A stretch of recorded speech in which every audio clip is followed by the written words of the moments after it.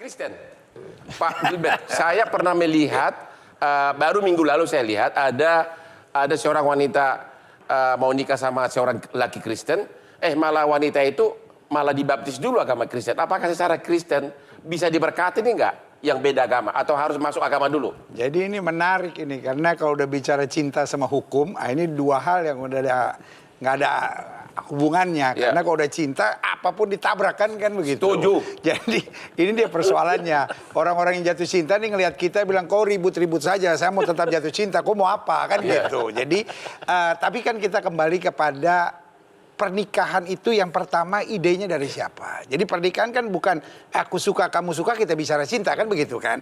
Pernikahan itu idenya dari sorga gitu. Kenapa? Karena Tuhan bilang sama Adam tidak baik kalau manusia itu seorang diri. Sebelum Adam mengenal jatuh cinta, Tuhan lebih dulu mengenal cinta kan begitu. Nah jadi kalau bicara cinta tuh ada dua, yaitu perasaan dan aturan. Nah aturannya kita kembali kepada ide awal. Ide awalnya Tuhan. Jadi aturannya aturan Tuhan. Nah, jadi sebelum tahun 74 di Indonesia itu daftarkan kecatatan sipil dulu. Namanya dulu waktu itu masih berkelekestan kata orang Belanda bilang. Baru kemudian setelah didaftarkan baru diberkati. Nah, tapi sekarang setelah tahun 74 itu berubah hukumnya. Jadi dinikahkan dulu. Dan negara hanya mencatat gitu. Jadi negara nggak punya hak. Karena seperti saya bilang, kalau bicara aturan, itu kan kebetulan pernikahan aturannya apa? Negara atau Tuhan? Ya harus kembali ke Tuhan, karena idenya dari Tuhan. Di gereja yang Bapak pimpin,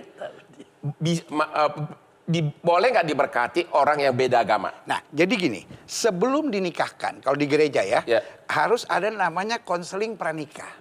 Nah, ada yang setahun, ada yang 6 bulan, ada yang 3 bulan. Nah, di gereja kami itu 6 bulan. Nah, 6 bulan itu dibimbing. Nah, dibimbingnya pada prinsip Alkitab gini, 1 tambah 1 sama dengan 1. Jadi artinya dalam pernikahan keduanya menjadi 1. Caranya gimana 1 tambah 1 sama dengan 1? Gampang.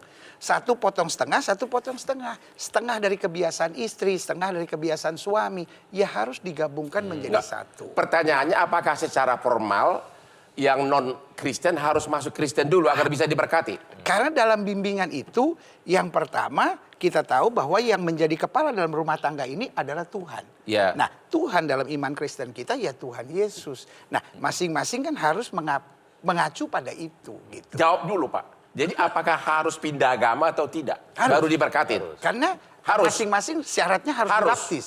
Iya, harus dibaptis benar.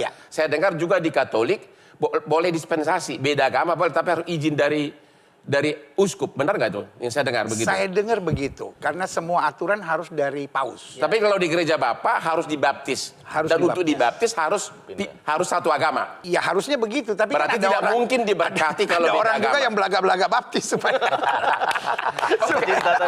Kita istirahat dulu setelah yang berikut.